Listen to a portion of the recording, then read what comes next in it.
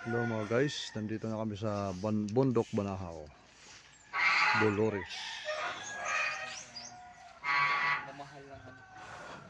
Ito yung mga talandro. Yan ang mga talandro. Yan ang mga vlogger.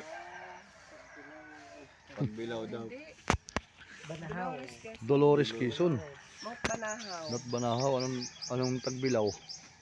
Pagbilaw kasi. Ito yung mga talandro, maganda ng talandro. Ito ang pwesto ni Ate Aida.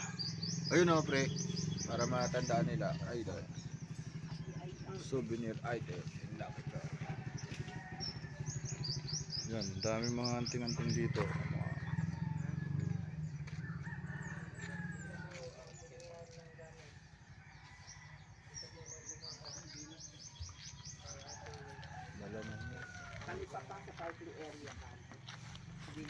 Tali pa ng sa parking area kay Ate Aida. Ayun. Barangay Santa Lucia, Dolores, Quezon. Dito kayo pumunta bumili ng gamit. Dito maganda Marami dito dito. Nandito na ako. Ito kasi sa ano no,